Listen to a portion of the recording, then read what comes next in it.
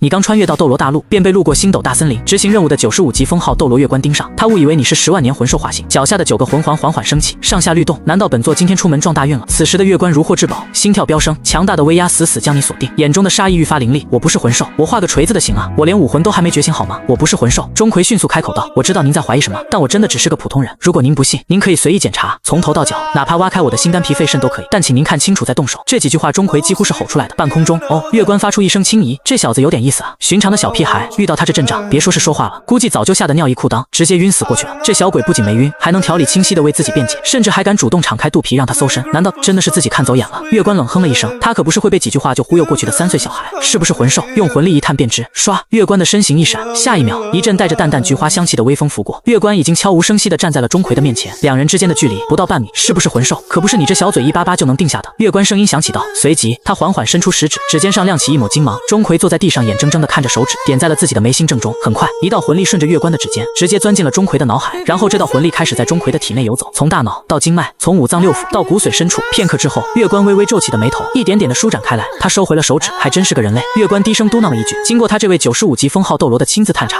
这小子的体内干干净净，没有魂兽重修时必然会残留的兽息，没有隐藏的魂和骨骼、经脉、血肉，全都是正宗普通的人类结构。月关眼中的冷厉消失了，但很快变成了疑惑。既然不是10万年魂兽化形，那这事儿就更奇了怪了。说吧，月关双手环抱在胸前，看着钟馗，荒郊野岭的，你一个连武魂都没觉醒的普通小鬼，怎么会出现在星斗大森林的边缘？听到后，钟馗的大脑疯狂运转起来，绝对不能说真话，说自己是看电影穿越来的，月关绝对会当场一巴掌把他拍死，嫌他是个脑子有病的疯子，说自己是哪家贵族的大少爷走丢了，这也站不住脚。月关随便派人一查就能拆穿，到时候死得更惨，必须编一个死无对证的故事。钟馗深吸了一口气，开始缓缓说道：“我叫钟馗，住在星斗大森林边缘地带的一个偏僻无人小山谷，从小和爷爷相依为命，平日里靠着种地和打点小猎物为生，日子过得挺平静的。”钟馗一边说一边悄悄观察着月关的脸色，见月关没有打断，他继续往下编。5天前，我随爷爷进森林打猎，途中遇到了凶兽袭击，爷爷为了救我，被凶兽杀害，我侥幸逃出升天，逃亡途中迷失了方向，跑了几天，也不知道这是哪里。故事讲完了，0分真10分假，但是逻辑闭环，爷爷死了，死无对证。至于居住的偏僻山谷星斗大森林庞大无边，超过数千万平方公里，月关一个95级封号斗罗，闲得无事朝着边缘地带一点点寻找吗？月关听完，原本紧皱的眉头松开了。大陆广袤无垠，虽然武魂殿的势力遍布天下，几乎在每个城镇都设立了分店，但人力终究有穷时，总有一些偏僻的角落是武魂殿的光辉无法照耀到的。偏远角落没有武魂殿的分店，没有执事去免费帮觉醒武魂，遇到点天灾人祸或者魂兽暴动，全家遭殃，全村覆灭，再正常不过了。这种惨剧，月关见得太多了。这小子能在灾难中活下来，还能在荒野里流浪好几天没被吃掉，不得不说，这命确实够硬的。月关这辈子杀人如麻，但还没无聊到去为难一个家破人亡的普通小孩。既然确认了对方不是化形魂兽，也不是什么心怀叵测的探子，那问题就不大了。行了，月关收起了满身的威压，算你小子运气好，今天碰上了本座，要是碰到别人，或者再晚来半个时辰，你连骨头渣子都剩不下。他看着钟馗因寒冷而发白的小脸，这小子看骨龄已经13岁了，正常人家的孩子6岁就该觉醒武魂了，哪怕是个废武魂，哪怕只有半级魂力，也早就踏上了修炼之路。可这小子呢，13岁，体内空空如也，完全就是一张没有被涂抹过的白纸。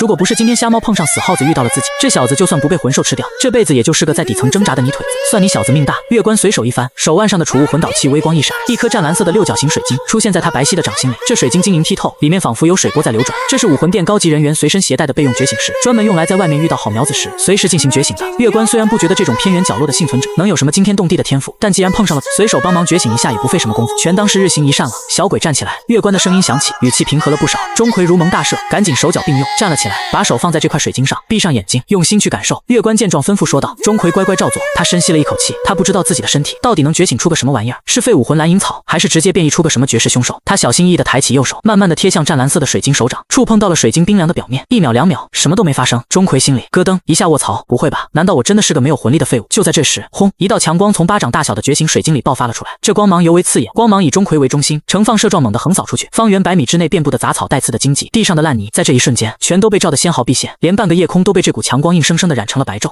就连毫无防备的菊斗罗月关都被这突如其来的强光刺得双眼生疼，他本能地抬起袖子挡在眼前，心里掀起了惊涛骇浪。这怎么可能？这种光芒的亮度，这种魂力外溢的纯度，身为95级封号斗罗的他实在太清楚这代表着什么了。先天满魂力，要知道魂师觉醒时的先天魂力决定了这个人未来的上限和修炼速度。整个斗罗大陆每年觉醒武魂的孩子有几十万，但能达到先天满魂力的屈指可数，一只手都数得过来，每一个都是各大宗门和武魂殿打破头都要抢夺的绝世天才。现在在这个鸟不拉屎的荒野自己随手一测，居然测出了一个先天满魂力。月关放下袖子，他眼里满是不可思议，捡到宝了，这次是真的捡捡到绝世大漏，光芒还在持续爆发，但觉醒才刚刚开始。钟馗闭着眼睛，他感觉自己的身体里好像有什么东西正在苏醒。首先有反应的是左手掌心处突然传来一股滚烫的灼烧感，紧接着这股滚烫化作了霸道无比的力量，猛地从掌心喷薄而出，一柄长剑的虚影开始在钟馗的左手中缓缓凝聚健身，一点一点变得凝实。这是一柄造型古朴的长剑，没有华丽的剑柄，没有夸张的吞口剑身，呈现出一种暗沉的灰青色，痕迹陈旧，像是在地下埋了千年的古董。但在这古朴的剑脊之上，却镶嵌着7颗呈现灰暗的星辰。这7颗星辰排列成一个玄妙的勺子形状，这是北斗七星。剑刃彻底成型的一刻，正一道清脆高亢的剑鸣直接撕裂了夜空，一股至刚至阳、浩然磅礴的气息以钟馗为中心，轰然荡开，霸道，带着煌煌天威。好霸道的剑武魂！月关盯着钟馗左手里的7星斩妖剑，倒吸了一口凉气。他能清楚地感觉到这把剑上附带的属性是何等的惊人，绝对是顶级剑武魂。甚至单论这股至刚至阳的杀伐之气，月关觉得恐怕连七宝琉璃宗剑道陈星的7杀剑都不遑多让，极品真是极品。月关激动的手指都在微微发抖，一个先天满魂力加上一把顶级剑武魂，只要稍加培养，未来妥妥的又是一个封号斗罗。武魂殿要是收了这小子，绝对是大功一件。就在月关已经在脑子里盘算回去该怎么向教皇邀功的时候，情况再次发生了。钟馗没有睁眼，他眉头突然一皱，左手很烫，但他的右手却在此时传来了一阵冰寒，跟左手的至阳至刚截然相反。这是一种冷入骨髓的阴寒，一团漆黑如墨的雾气在钟馗的右手掌心翻滚起来。这雾气不带半点活人的温度，反而透着死气和阴冷。雾气迅速散去，一只长约1尺、通体漆黑的毛笔静静地悬浮在钟馗的右手上。笔杆不知道是什么材质做的，非金非木，上面没有多余的装饰，只有丝丝缕缕的阴冷鬼气在笔端缠绕盘旋。如果说左手的7星剑是光芒万丈，审判天下的正义化身，那右手的黑毛笔就是藏在暗处，掌控生死轮回的幽冥主宰。没有斩妖剑霸道张扬的声势，这支笔出现的悄无声息，但它散发出的诡异感却丝毫不比7星剑弱。一左一右，一阳一阴，一柄至刚的审判之剑，一支极阴的生死之笔，这两种截然不同，甚至完全对立的属性，此刻却无比和谐的同时存在于一个13岁的少年手中。哐当，月关手里的觉醒水晶直接掉在了地上，但他根本没有去捡。这位平时高高在上、泰山崩于前而面不改色的95级超级斗罗，此刻下巴都快掉到了地上，他狐狸眼瞪得滚圆，眼珠子都快凸出来了。双生武魂，双生武魂！月关震惊了，他猛地往前踏出一步，死死地盯着钟馗的双手。双生武魂，居然是双生武魂！月关觉得自己的脑子嗡嗡作响，三观都被颠覆了。整个斗罗大陆几百年来，有文字记载的双生武魂拥有者，满打满算不超过3个。武魂殿的现任教皇比比东就是其中之一，这也是他能镇压群雄、稳坐教皇宝座的底气。双生武魂意味着什么？意味着拥有双倍的魂环、双倍的魂技，意味着在同等级之中拥有碾压的实力。而现在，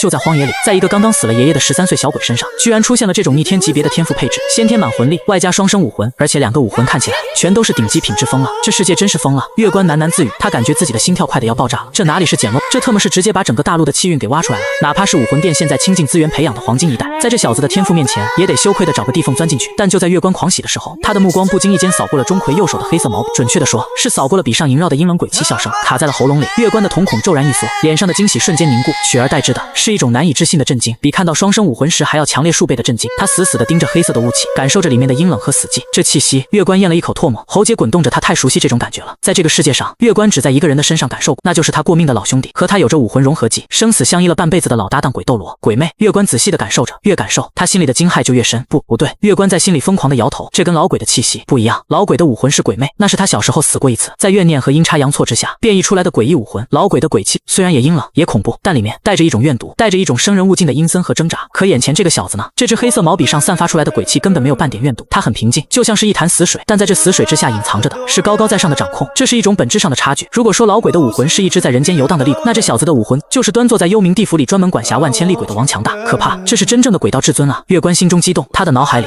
不由自主地浮现出了老鬼常年隐藏在黑雾里、郁郁寡欢的脸。老鬼这辈子什么都不缺了，地位、实力、权势，武魂殿长老的身份让他一人之下万人之上，但他就是不快乐，因为他寂寞。他的武魂太特殊了，特殊到整个大陆都找不出第二个拥有类似属性的人，没有衣钵传人，这是老鬼这辈子最大的心病。他找了多少年，翻遍了武魂殿每一个分店的觉醒名册，走遍了大陆上每一个偏僻的角落，甚至连邪魂师的窝点都去掏过，但一无所获，因为根本没人能继承他的衣钵。老鬼经常半夜坐在长老殿的屋顶上，对着月亮叹气，说自己死了以后，这门手艺就算是彻底绝后了。可现在月关看着眼前的钟馗，这特么哪里是绝后，这简直是老天爷看老鬼太可怜，直接打包给他空投了一个亲儿子下来啊！先天满魂力，双生武魂，阴魂气息，这武魂属性跟老鬼简直是完美契合。发了，这次是真的发了！月关猛地一拍大腿，啪的一声脆响，在这安静的夜里格外清晰。他敢打包票，只要把这小子全虚全伪地带回武魂城，扔到老鬼面前，老鬼万年不变的死人脸绝对能笑出一朵雏菊来，甚至能高兴的当场给他月关磕3个响头。想到这里，月关彻底绷不住了，他转过头看向钟馗的眼神发生了翻天覆地的变化，什么怀疑，什么杀意，什么高高在上的审视，全没了。那眼神分明是在看一座金光闪闪的金山。咕咚，钟馗站在原地，咽了一大口唾沫，他不是装的，他是真有点被月关这眼神给膈应到了。这老菊花的变脸速度也太快了吧，前一秒还要杀人，后一秒这眼神简直要拉丝了，太变态了。钟馗心里疯狂吐槽，但表面上他还是得把戏做足。我的武魂觉醒好了吗？他双手捧着一剑一笔，缓缓出声道：好了，小家伙，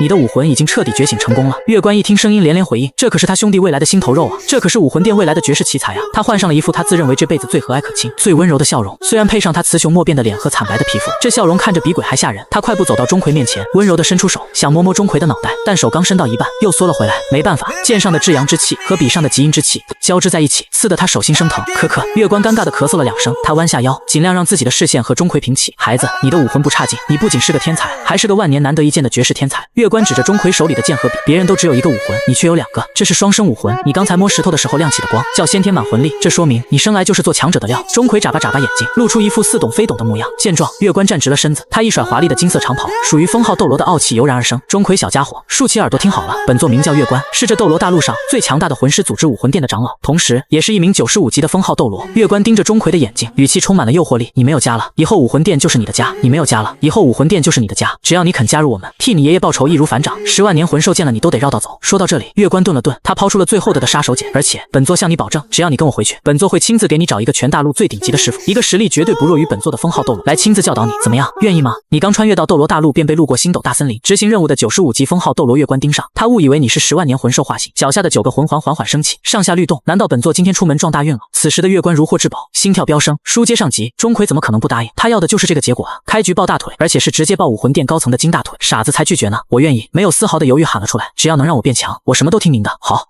月关连说了3个好字，他满意的一把将钟馗扶了起来。从今天起，你就是咱们武魂殿的宝贝疙瘩了，谁要是敢动你一根汗毛，本座活剥了他的皮。月关霸气侧漏的放了一句狠话，但狠话说完，他看着四周黑漆漆的荒野，眉头又紧紧的皱了起来。坏了，他突然想起了一件要命的事情，他这次出来可不是来游山玩水的，教皇冕下给他派了一个绝密任务，他必须要深入星斗大森林的内部，去确认一头顶阶魂兽的动向。这一趟危险系数极高，本来他如果是办完事回去的路上碰见这小子，直接拎着飞回武魂城就行了，可现在任务还没做呢，带着个13岁连一个魂环都没有的拖油瓶去星斗大森林深处，那纯粹是嫌这小子命太长了，随便一道10万年魂兽战斗的余波都能把这小子震成一滩肉泥。可是把他一个人扔在这荒郊野岭，月关看了一眼不远处的黑暗，里面传出来的各种凶兽嚎叫，他可是听得清清楚楚。这要是前脚刚走，后脚这宝贝疙瘩就被哪只不长眼的魂兽给叼去当宵夜了，那老鬼还不得跟他拼命啊？教皇冕下也得扒了他的皮。月关在原地来回踱步，眉头微皱起来，但很快他有了办法，跟我来。说完，月关抱住钟馗，身影一闪，消失不见。大约2刻钟后，荒野之地新建起了一座小木屋，木屋布置了特殊的阵法，散发着微弱光芒。木屋前，月关看向钟馗，叮嘱道：小家伙，本座有重要的绝密任务在身，那个地方太危险，我不能带你去。月关蹲下身，双手扶住钟馗的肩膀，眼神前所未有的严肃。我大概需要3天的时间，3天后我会回到这里接你，这段时间你就待着木屋里，不要外出，不管外面发生什么都不要出来。木屋被我布置了保护阵法，哪怕是80级强者攻击也能抵挡半天时间。月关一边说，一边伸手探入了自己的怀里，摸索了片刻，他掏出了一样东西，这是一枚只有半个手掌大小的玉佩，玉质温润，通体呈现出一种淡淡的阳质白色，在玉佩的正中央，用精湛的工艺雕刻着一朵栩栩如生的金色菊花图腾。这玉佩刚一拿出来，周围阴冷的寒气瞬间就被驱散了，取而代之的是一股温暖令人安心的热流。这块玉佩你拿好。月关郑重地将这枚玉佩挂在了钟馗的脖子上，这是本座的贴身保命之物，里面封印着本座的一缕本源魂力。月关指着钟馗胸口的位置，一字一顿地交代着，这3天里，如果木屋出现变故，遇到危险，遇到你绝对无法抵抗的魂兽或者其他什么东西，不要犹豫，立刻用力捏碎它。月关的眼中闪过一丝冷厉的光芒，只要它碎了，瞬间就能爆发出一道坚不可摧的魂力护盾，95级以下的任何攻击都能抵挡，可以维持1炷香的时间。而且玉佩碎裂的瞬间，无论本座在星斗大森林的哪个角落，都能瞬间感知到本座会以最快的速度赶回来救你。保命符，这可是真正的超级保命符。钟馗摸着胸口温热的玉佩，心里简直乐开了花，这不就是相当于随身带了个无敌护盾，外加超级斗罗的闪现召唤器吗？有了这玩意儿，他想死都难。记住了吗？月关不放心的又叮嘱了一句。记住了，遇到危险就捏碎。钟馗点了点头，认真回答。好，乖乖等我。话音刚落，月关的身形瞬间拔地而起，9个恐怖的魂环在他脚下猛地一闪，他整个人化作了一道耀眼的金色流光，嗖的一声朝着星斗大森林的深处电射而去，眨眼间就消失得无影无踪。钟馗则是进入了木屋，木屋内，钟馗坐在坑上，长长的吐出一口浊气，真刺激。他抹了一把额头上的冷汗，喃喃自语。短短1个小时不到，房间看鬼片莫名穿越，傍晚荒野撞上封号斗罗，差点被当成10万年魂兽捏死。飙演技测天赋，双生武魂，先天满魂力，拜上金大腿，这一套连招下来，换个心理素质差的估计早就疯了，但他挺过来了，而且还拿到了一手王炸级别的开局。冷静，必须冷静。钟馗深呼一口气，强迫自己心跳平复下来，外部的危机暂时解除了，现在是时候好好研究一下自己的内部情况，尤其是7星剑武魂和黑毛笔武魂，对于2者他一清二楚，因为这是穿越前钟馗捉鬼里面天师钟馗的核心武器，一把至刚至阳的7星斩妖剑，一支极阴极寒的判官笔7星斩妖剑，威力无双，斩杀世间一切妖魔鬼怪。判官笔、诛杀笔勾销生死簿上的恶鬼名字，画符镇妖驱邪。不过钟馗手中的7星斩妖剑和判官笔闪亮耀眼，威力强横，而我身体的2者北斗7星暗淡无光，判官笔同样灰尘无色，这是什么情况？莫非还还需要进行后续激活点亮。钟馗眉头一蹙，陷入沉思。带着疑惑，钟馗闭上眼睛，把注意力全部集中在自己体内，慢慢的让意识下沉。很快，他发现自己的体内变成了一个奇妙的世界，不是一片漆黑，而是被2种截然不同的颜色和力量霸占了。左边是一片刺眼的金色火海，那是七星斩妖剑散发出来的至阳之气，霸道刚烈，仿佛能烧毁世间一切邪祟。右边是一片死寂的黑色冰原，那是判官笔散发出来的极阴鬼气，冰冷孤寂，透着一股掌控生死轮回的无情。2股力量泾渭分明，各自占据半壁江山，谁也不让谁。但就在这2片区域的正中间，也就是一阴一阳的交界线上，悬浮着一个东西，一个灰扑扑的拳头大小的神秘光团。这是什么玩意儿？钟馗愣住了。双生武魂就算了，体内怎么还藏着个光球？武魂变异的产物，还是穿越者必备的系统外挂？他好奇地控制着自己的意识，慢慢地靠了过去，没有任何阻碍，意识轻轻地碰在了灰扑扑的光团上。轰！下一秒，一股庞大的信息流灌进他的脑海里。钟馗闷哼一声，感觉到一阵剧痛，他双手死死抱住脑袋，身体在木屋里蜷缩起来。好在这股剧痛来得快，去得也快。几分钟后，脑袋快要炸开的感觉慢慢消退了。钟馗大口大口地喘着粗气，他缓缓睁开眼睛，双眼闪过亮光，因为他完全消化了刚才的信息流。他终于明白自己到底得到了什么逆天的东西，这不是什么普通的武魂变异，这是传承，是天师钟馗的最核心传承。原来七星斩妖剑和判官笔都只是表象，只是天师用来对敌的工具而已。他真正继承的是钟馗天师的体质，以及他最核心最不讲道理的能力。这个能力就2个字：吃鬼。信息里清清楚楚、明明白白地告诉钟馗一件事，那就是去他娘的传统修炼方式。在这个斗罗大陆上，传统魂师是怎么修炼的？盘腿打坐，五心朝天，像个老和尚一样，闭着眼睛枯燥乏味的冥想，费尽9牛2虎之力去感受天地间的游离魂力，然后把它们吸进体内，再小心翼翼地运转周天，转化为自己的力量。慢，太慢了，简直慢得像蜗牛爬，稍微遇到点瓶颈就得卡个3年5载，甚至10年8年，有的人一辈子都卡在某个等级，到死都升不上去。但这套规矩对钟馗完全没用。信息霸道地告诉他，他的修炼方式不需要冥想，不需要打坐，更不需要去吸什么天地灵气，他的方法简单粗暴，那就是撕碎恶鬼，吞噬入腹。斗罗大陆这么大，每天都有无数的魂兽互相厮杀死去，也有无数的魂师在战斗中丧命，他们死后怨气不散，执念不消，就会形成游魂，形成恶鬼。在别人眼里，这些东西要么看不见，要么就是避之不及的晦气玩意儿，但在拥有天师传承的钟馗眼里呢，这全都是行走的经验包，全都是大补药。遇到恶鬼怎么办？砍碎它，抓起来直接塞进嘴里，嚼碎了咽下去。他的肚子就是最霸道的炼丹炉，不需要他费心去转换，只要把鬼吃进肚子里，天师体质就会自动将其炼化，把那些阴冷的鬼气瞬间转化为最精纯的法力。在这个世界，也就是魂力，吃得越多，魂力长得越快，没有瓶颈，没有上限，只要你胆子够大，只要你肚子装得下，哪怕你一天吃个成百上千只鬼，你的等级就能做火箭一样往上窜。这特么简直是开挂不讲基本法呀！钟馗在木屋里倒吸了一口凉气，心脏砰砰狂跳，这等于说他完全不需要枯燥的闭关苦修，他只需要当个干饭人，一路吃过去就能天下无敌。而且不仅如此，这套吃鬼的修炼法还有其他的作用，对肉身的强化，对魂力的提升。在斗罗大陆，除了少数极品的兽武魂和本体武魂，绝大多数魂师，尤其是气魂师，身体其实是非常脆弱的，他们全靠魂力和魂技撑场面，一旦魂技被人躲开，或者魂力耗尽被人近身，那就是待宰的羔羊，脆的跟一张纸一样，连封号斗罗都不例外。但钟馗不一样，天师传承明确说明，每吞噬一只鬼，鬼气在转化为魂力的同时，还会有一部分精华的本源力量直接融入他的四肢百骸，去淬炼他的骨骼，去强化他的肌肉，去提升他的皮肤韧性、五官感知和神经反应速度。吃鬼越多，肉身越强，各项属性会随着吃鬼的数量无上限地疯狂暴涨，无上限暴涨。钟馗反复咀嚼着这几个字，眼睛越来越亮。这他娘的哪里是普通的魂师修炼，这分明是一条通往肉身成圣的无敌路啊！等到哪天他吃鬼吃到肉身成圣，别人开着武魂真身，放着花里胡哨的第9魂技打过来，他连武魂都不用亮，光凭纯肉身的力量一拳过去，直接连人带武魂全部轰碎，那画面想想都让人热血沸腾。赚翻了，这次是真的赚翻了。钟馗死死握紧拳头，除了这套逆天的体质和修炼机制，刚才的光团里还附带了2套现成的法诀，就像是玩游戏充值 VIP 附赠的顶级新手大礼包一样，直接刻在了他的脑子里，想忘都忘不掉。第一套名叫开眼咒，这是一门秘法，人的肉眼是看不见那些游魂和恶鬼，想要吃鬼，你首先得找到鬼。这开眼咒就是教他如何利用体内的魂力，强行打开阴阳眼，勘破虚妄，窥探鬼体。只要念动咒语，抹过双眼，在这世间游荡的一切阴邪之物，在他眼里都将无所遁形。第2套名叫通明诀，这套法诀更是让钟馗看得倒吸了一口凉气，它不是用来战斗的，而是用来开副本的。信息里提到世间游离的鬼魂毕竟是少数，而且实力参差不齐，真正强大的恶鬼大部分都聚集在另一个空间，也就是属于死者的世界，鬼界、幽冥界。而通明诀就是一把钥匙，一把能够让他的肉身或者神魂直接撕裂空间壁垒，进入鬼界的方法。去鬼界干什么？当然是去吃自助餐啊。不过这通明诀目前他还用不了，信息提示的很清楚，想要打开通往鬼界的通道，需要庞大的魂力和强横的肉身作为支撑。以他现在才10级的先天满魂力，加上这副还没强化过的弱鸡身体，强行施展通明诀，结果只有一个，那就是被空间裂缝直接撕成碎片，连做鬼的机会都没有。不急，饭要一口一口吃，鬼要一只一只抓。钟馗舔了舔有些发干的嘴唇，通明诀用不了没关系，开眼咒他现在就能用啊。外面这片荒野可是号称人类禁区的星斗大森林外围，不知道死过多多少魂兽和倒霉的冒险者。这地方对别人来说是步步杀机的鬼门关，但对他这个初出茅庐的吃鬼天师来说，不就是一个满地都是经验包的新手村吗？钟馗深呼一口气，平缓心情。既然老天爷让我做了这天师，那今晚就先拿着荒野里的孤魂野鬼开为他闭上眼睛，调整了一下坐姿，意识瞬间沉入体内。白天刚觉醒的师级先天满魂力，就像是一条温热的小溪，在他的经脉里缓缓流淌。虽然还不算强大，但却充满了生机和可塑性。钟馗按照脑海中开眼咒的信息，开始小心翼翼地引导这股魂力，路线很复杂，也很陌生。他尝试了好几次，都差点走岔了气。好在天师体质的悟性惊人，一炷香之后，原本散漫的魂力终于被他成功的聚集在了一起，顺着脊椎一路往上直冲脑门。就是现在，钟馗猛地睁开双眼，他抬起右手，食指与中指并拢，拇指压住无名指和小指，捏出了一个标准的法诀，体内的魂力顺着手臂疯狂地涌入这两根手指之中，指尖处竟然隐隐泛起了一层微弱的白光。钟馗手腕一翻，并拢的双指带着微弱的魂力白光，直接在自己的双眼上用力抹过。天法清清，地法灵灵，阴阳结晶，水灵显形，法法奉行。开最后一个开字吐出，钟馗猛地拿开手指，双眼在木屋中豁然睁开。嗡，一种奇异的波动从他眼中荡漾开来。在睁眼的瞬间，钟馗漆黑的瞳孔深处闪过了一道金光，这道金光稍纵即逝，但世界变了。在他睁开阴阳眼的这一刻，眼前的世界发生了一场翻天覆地的巨变。原本透过木屋缝隙看出去，外面是伸手不见五指的漆黑荒野，但现在黑暗被一种奇异的世界取代了，一层如同薄纱般的雾气笼罩在整片大地上。而在这层薄纱之下，